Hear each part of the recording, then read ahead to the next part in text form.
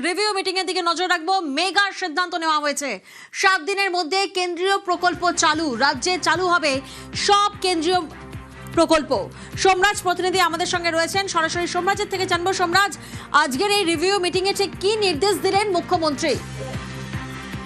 দেখো, মুখ্যমন্ত্রী শুভেন্দু অধিকারী আজ সচিবদের নিয়ে বৈঠকে একাধিক গুরুত্বপূর্ণ নির্দেশ দিয়েছেন এবং তার মধ্যে যেটা সব থেকে গুরুত্বপূর্ণ নির্দেশ সেটা হচ্ছে 7 দিনের মধ্যেই কেন্দ্রীয় প্রকল্পের কাজ শুরু করে দিতে হবে। এই নির্দেশ মুখ্যমন্ত্রী শুভেন্দু অধিকারী সচিবদের নিয়ে যে বৈঠক, 41টি দপ্তরের সচিবদের নিয়ে সেই বৈঠকে নির্দেশ দিলেন 7 দিনের মধ্যে কেন্দ্রীয় প্রকল্পগুলির কাজ শুরু করতে হবে। শুধু তাই নয়, মুখ্যমন্ত্রী শুভেন্দু অধিকারী এটাও জানিয়েছেন সচিবদের যে কোনো ঢিলে ঢালা চলবে না, 1 মাসের মধ্যেই বিভিন্ন দপ্তরের বাজেট প্রস্তুত করতে হবে। মুখ্যমন্ত্রী এই নির্দেশ দিলেন সচিবদের নিয়ে বৈঠকে। পাশাপাশি মুখ্য সচিব মনোজ কুমার আগরওয়াল তিনি বৈঠক চলাকালীন সচিবদেরকে বলেন বিভিন্ন দপ্তরকে আয় বাড়াতে হবে। এই নির্দেশ মুখ্য সচিব মনোজ কুমার আগরওয়াল দিলেন বৈঠক চলাকালীন।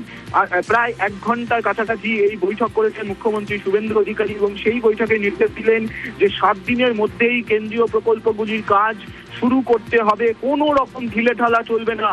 তুমি জানো, গত সোমবার মুখ্যমন্ত্রী শুভেন্দু অধিকারী তিনি নির্দেশ দিয়েছিলেন যে কেন্দ্রীয় প্রকল্পগুলি অবিলম্বে রাজ্যে কার্যকর হবে।